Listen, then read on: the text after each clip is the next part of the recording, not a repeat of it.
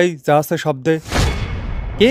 লগে টাকা পয়সা মোবাইল জিনিসপত্র যা আছে শব্দে। না না ভাই দয়া করে এই কাজ করেন না ভাই। সব দে আল্লাহর হস্তে ভাই ছাইরা দেন মোরে, মুই বিদেশ যামু, মোর লগে ভিসা পাসপোর্ট টাকা পয়সা আছে।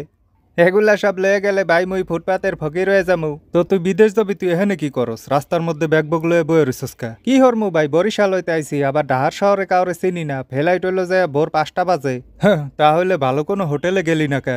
ভালো নিরাপদ হোটেল তো কোনো চিনি না।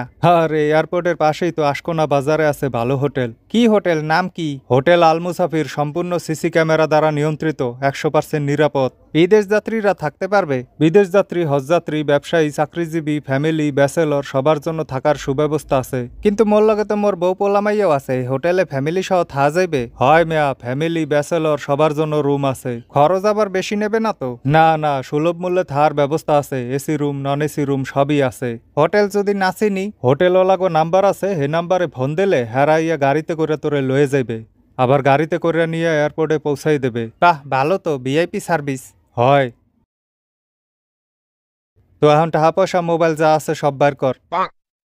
বিদেশ যাত্রী, হজযাত্রী, প্রবাস ফেরত ভাই ও বোনেরা, আপনারা যারা ঢাকা এয়ারপোর্টের আশেপাশে ভালো হোটেল খুঁজতে আছেন, তাদের জন্য আছে হোটেল আল মুসাফির ইন্টারন্যাশনাল। বিস্তারিত কমেন্টে।